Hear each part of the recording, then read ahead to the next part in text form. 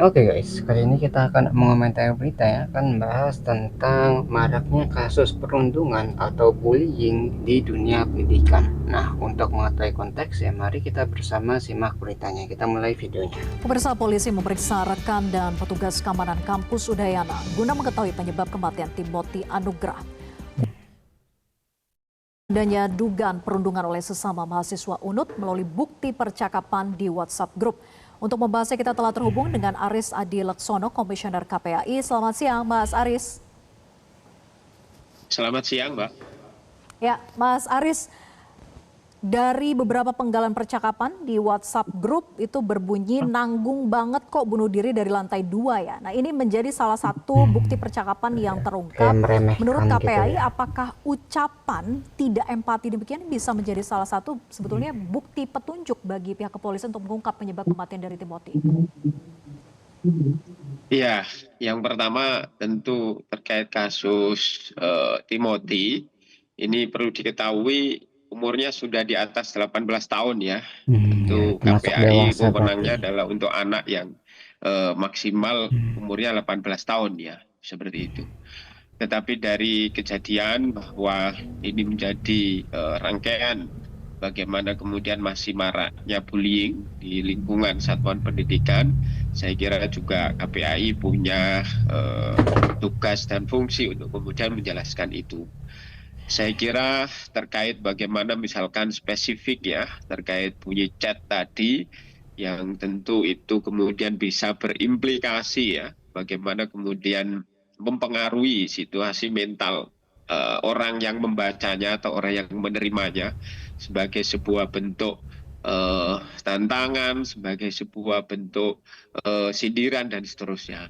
Nah, untuk bagaimana kemudian itu menjadi bukti apakah ada unsur-unsur pidana di dalamnya, saya kira perlu didalami dari perspektif linguistik kan begitu, dari perspektif Jadi bahasa investigasi dulu untuk ya. kemudian mengetahui pada tekanan-tekanan redaksi yang mana atau kata-kata yang mana yang kemudian itu berpengaruh secara psikis ya terhadap korban sehingga melakukan hal-hal yang fatal sehingga kemudian dia merasa terdiskriminasi ya, tersudutkan dan lain sebagainya seperti itu. Ya, bisa jadi kata-kata yang biasa kita ucapkan tuh kadang-kadang bisa berubah maknanya ketika diterima oleh orang lain gitu ya. Jadi kadang-kadang ada kata-kata yang mungkin biasa gitu, tapi gara-gara kita cara pengucapannya, cara penyampaiannya salah, itu bisa disalahartikan oleh orang lain, jadi salah paham gitu. Yang mungkin awalnya dianggapnya apa, jadinya dianggap merendahkan atau sebagainya. Ya, jadi beda tuh antara apa yang kita sampaikan sama yang diterima oleh orang lain. Ya, bisa aja seperti itu kasusnya. Bisa menjadi bukti petunjuk begitu ya, Mas Aris. Nah, polisi Iya. maupun kampus Udayana ini meyakini betul untuk sementara ini bahwa bullying atau perundungan bukanlah penyebab Timothy itu jatuh dari gedung FISIP hingga menyebabkan kematian. Apakah Anda melihat ada kejanggalan begitu cepatnya menyimpulkan penyebab kematian ini bukan karena bullying? Ya, saya kira pihak kampus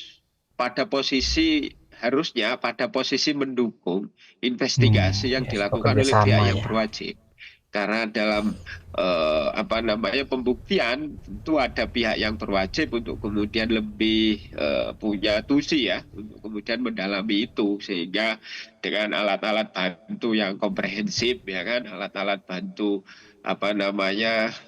psikologi forensik, alat-alat bantu visum et spectrum atau bentuk-bentuk visum yang lain, saya kira ini akan kemudian lebih bisa mengurai apa yang menjadi motif sesungguhnya dan kepolisian Jadi atau pihak petunjuk yang ya. berwajib yang mewenang itu dan tinggal menjalankan wewenangnya dan memaksimalkan daya dukung yang dimiliki dan kampus saya kira harus terbuka, kampus harus kemudian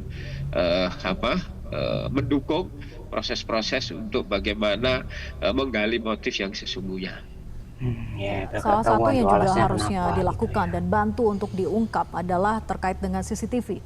Nah, tapi dengan sebagian CCTV di lantai 4 ini justru dilaporkan rusak, Mas Aris. Dan apakah Gitu ya. KPI CCTV-nya ini nggak akan berfungsi ya. mendorong misalnya untuk Alasan melakukan biasa audit gitu menyeluruh ya. terhadap sistem keamanan kampus karena kondisi ini menghambat tentunya dari sisi pengungkapan fakta? Iya, Saya kira kalau kepada objek langsung ya, sekali lagi KPAI jangkauannya kepada anak yang umur 18 tahun. Tetapi kalau kemudian dalam konteks penyelidikan, maka sebenarnya apa yang menjadi kebutuhan pihak yang berwajib itu harus kemudian kampus mendukung gitu dan menyediakan.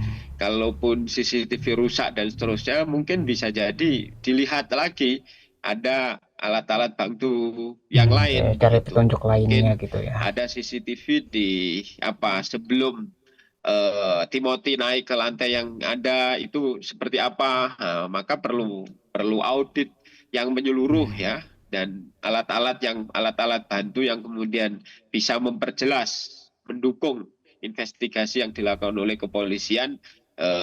Kampus harus kemudian memberikan, kampus harus kemudian mendukung, dan itu sangat memungkinkan begitu, dan juga perlu kemudian apa namanya, kira-kira pihak berwajib ini akan menggunakan alat dukung apa. Nah ini kalau kemudian didukung apa, dibutuhkan peran serta pihak kampus, ya pihak kampus harus bersedia untuk kemudian mendukung, karena itu bagian dari apa namanya ya, membantu ya, dan itu kewajiban apa namanya, kampus untuk membantu itu. Jangan sampai justru malah nanti terjebak dalam apa namanya, menghalang-halangi ya kan, Jadi atau bisa kena kasus juga tuh mengkabulkan ya. alat bukti dan seterusnya. Ini menjadi problem nantinya. Iya, tentu kasus yang dialami oleh Timothy ini menjadi pembelajaran bagi kita semua, Mas Aris. Lalu bagaimana upaya pencegahan ke depannya, khususnya di lingkungan pendidikan, agar tidak ada lagi kasus serupa ini terjadi, yaitu terjadinya bullying, kemudian mengakibatkan sampai dengan kematian? Iya, tentu ini menjadi alarm ya bagi kita semuanya. Tidak hanya salah satunya kasus Timothy, tetapi di tingkat satuan pendidikan dasar menengah di bulan Di Oktober bawahnya saja masih itu ada juga, ada masih sering anak yang terjadi lah. meninggal ya. Ada 3 anak yang meninggal akibat dari tindakan kekerasan atau bullying perundungan yang kita kenal di satuan pendidikan. Hal ini menunjukkan bahwa satuan pendidikan masih belum aman, belum nyaman, masih perlu dioptimalkan. Tentu pencegahannya harus basisnya sistem. Jadi bayangin ya, tempat pendidikan gitu ya, tempat untuk mendidik, tapi di dalam pendidikan tersebut itu masih ada bullying ini, kayak senioritas, terus tadi masih ada intimidasi, ya itu masih ada. Harusnya tempat pendidikan itu adalah tempat yang aman, tempat orang tuh belajar ya, tempat anak-anak tuh bisa mengembangkan dirinya gitu, bukan malah tersudut dengan kondisi sosial yang berbeda ya. Dengan bullying itu kan membuat orang tuh dikucilkan. Bayangin misalnya ada 10 orang, satu orangnya dipisahkan dari yang lain, itu nanti kan dianggapnya kayak didiskriminasi gitu. Kenapa? Kan dia sama-sama orang juga gitu, kenapa harus dibedakan? Ya itu yang jadi masalah. Harusnya tempat pendidikan itu di tempat yang aman, tapi masih ada ya kasusnya kayak bullying seperti ini. Ya masih banyak di Indonesia itu terjadi. Satunya tentu ada tim khusus yang menangani pencegahan dan penanganan, sehingga dia akan bekerja secara terus-menerus, berkelanjutan, sistematis begitu di ranah pencegahan, misalkan masif mensosialisasikan, masif Sosialisasi. bagaimana menguatkan lingkungan pendidikan yang setara sehingga tidak ada yang merasa lebih ya, karena lingkungan bully itu Itu kan ya. ada relasi pelaku dan korban yang setimpang. Korban merasa rendah diri, kemudian pelaku merasa lebih kuat dan seterusnya. Sehingga kalau situasi ini terus berkembang di satuan pendidikan, maka sulit akan memutus mata rantai bully atau perundungan itu di satuan pendidikan. Maka penting Gitu dengan ya. Jadi kayak misalnya ada yang di atas sama yang di bawah nih, yang atas nginjak yang di bawah gitu kan. Jadi bagaimana caranya ini diubah gitu sistemnya sehingga dibuat setara semua. Ketika semuanya setara kan berarti nggak ada yang di atas, nggak ada yang di bawah. Semuanya bisa berinteraksi secara wajar gitu ya. Nggak ada yang memerintah dan nggak ada yang disuruh, tapi saling bekerja sama karena setara gitu ya. Nggak ada yang direndahkan, nggak ada yang ditinggikan. Itu harusnya seperti itu ya, ya pendidikan yang sebenarnya. mewujudkan lingkungan pendidikan yang setara, saling menghormati, saling berbagi empati dan seterusnya. Karena itu pokok. Kalau itu belum terwujud ya terus mata rantai bully akan sulit Ya. untuk kemudian diputus. Dan tentu ada langkah lagi adalah secara individu anak juga harus diwujudkan resiliensinya, ketahanannya, agar dia Itu juga tidak penting. gampang menjadi pelaku bully atau dikompori menjadi pelaku bully, atau juga tidak gampang menjadi korban bully karena dia punya resiliensi, ketahanan gitu, sehingga ada self control untuk bisa memilah ini baik saya lakukan, ini buruk, kemudian saya tinggalkan. Resiliensi ini akan tumbuh kalau kemudian pendidikan karakter itu kuat di satuan pendidikan kita. Berikutnya juga dukungan keluarga dan juga praktek-praktek support system ya, antar ekosistem di dalam satuan pendidikan. Kalau kemudian kuat untuk kemudian mensupport lingkungan pendidikan agar setara, agar ada resiliensi tubuh di anak-anak peserta didik, tentu ini akan menjadi langkah pencegahan yang komprehensif agar ke depan tidak terjadi bully lagi.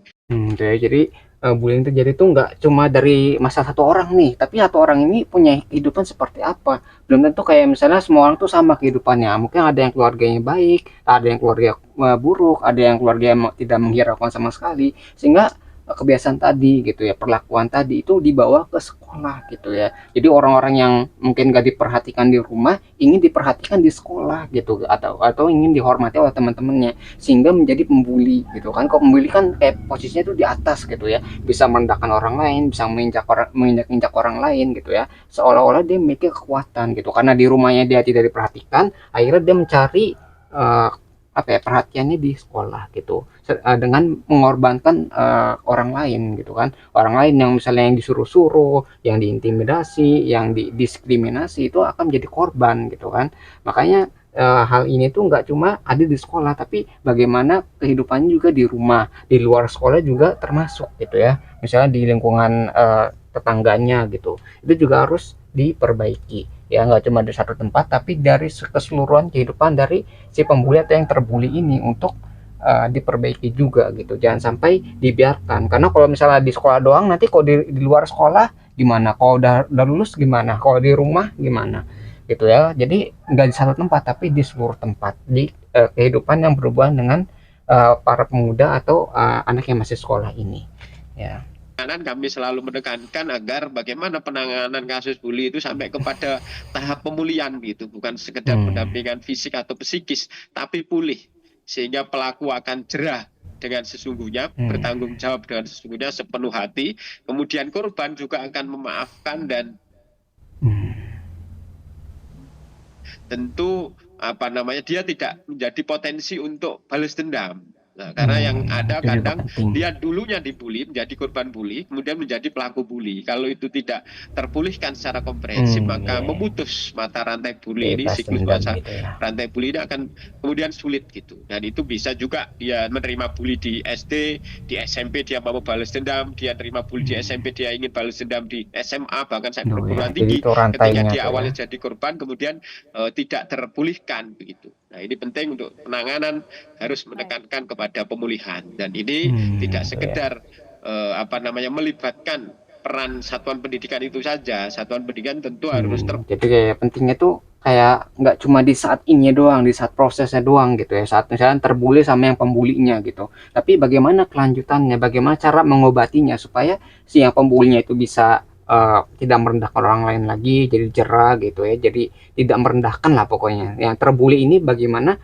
dia bisa dinaikkan, dikembalikan, dipulihkan harga dirinya, sehingga bisa percaya diri lagi gitu kan. Jadi itu ya, jadi nggak cuma saat itunya juga, tapi bagaimana ke depannya supaya tidak terjadi siklus kembali kan. Tadi khawatir kalau misalnya dibully di SD, nanti balas dendam di SMP, yang di SMP mungkin balas dendam di SMA, atau sudah di SMA nanti kuliah gitu ya, di kuliahnya, ataupun nanti pagi saat bekerja gitu ya. Jadi itu yang harus diperhatikan juga, nggak cuma saat itu aja, tapi bagaimana ke depannya ya. Soal masa depan nih, kalau misalnya yang masa depan itu jadi buruk, itu kan jadi bermasalah. Bayangin misalnya udah dewasa gitu kan, kalau udah dewasa ngebulinya itu bukan masalah fisik lagi, mungkin udah masalah kayak pekerjaan hubungannya ya, itu lebih berbahaya lagi, lebih parah lagi, dan lebih menghancurkan lagi kalau misalnya tidak ditangani dari awal ya. Jadi mungkin kita bakal ketemu tuh kayak misalnya kayak para koruptor gitu kan, itu kan kayak ngebully para rakyatnya gitu kan, jadi nggak punya empati gitu kan, melihat bagaimana rakyatnya susah gitu. Itu udah tingkat yang tinggi.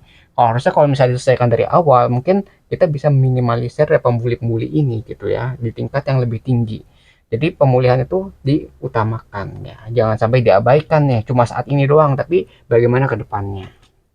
Melibatkan lembaga layanan-layanan yang dimiliki oleh pemerintah daerah maupun yang dimiliki oleh masyarakat, melibatkan misalkan psikolog dari luar, melibatkan layanan-layanan terapi untuk kemudian anak ini bisa pulih ketika menjadi korban dan juga pelaku. Seperti itu. Jadi Ya, harus ke semua depan pihak agar punya tidak ada lagi peran harus untuk memperkuat melakukan sistem. pencegahan maupun penanganan begitu ya, Mas Aris. Terima kasih, Iya, Komisioner betul. KPAI Ya, Aris Adi Laksono sudah bergabung bersama kami di Metro Siang. Ya, itu ya mungkin yang bisa kita pelajari dari berita ini ya tentang peran dari ini ya dari orang-orang sekitar tentang masalah pembuli dan yang terbuli ini. Jadi nggak cuma orang-orang yang terlibat saja, tapi orang-orang yang di sekitarnya juga ikut serta dalam membantu pemulihan ini. Itu entah itu dari orang tuanya, dari gurunya, dari mungkin orang yang sekitarnya, kayak tetangganya, teman-temannya itu juga ikut terlibat untuk memulihkan keadaan seperti ini. Jadi yang dua ya, yang ngebully sama yang terbuli, dua-duanya harus dipulihkan gitu ya supaya yang ngebully itu tidak ngebully orang lain gitu ya, jadi jerak gitu, jadi sadar kalau dia itu nggak lebih tinggi dari orang lain, dan yang terbully ini juga nggak terus merendahkan dirinya gitu ya, sehingga dia itu diinjak-injak gitu ya, bagaimana cara menaikkan harga dirinya sehingga dia lebih percaya diri untuk tampil gitu ya, seperti itu. Jadi dua-duanya harus dipulihkan gitu, nggak cuma dari salah satu pihak tapi dua-duanya gitu ya, jadi pelaku dan yang jadi korbannya. Ya itu mungkin yang bisa kita pelajari di berita ini. Kalau kalian tertarik dengan sumber beritanya, link sudah saya cantumkan di deskripsi video. Nah mungkin sekian yang bisa saya sampaikan, semoga video bisa bermanfaat. Kurang lebih mohon maaf, kita ketemu lagi di pembahasan selanjutnya, insya Allah.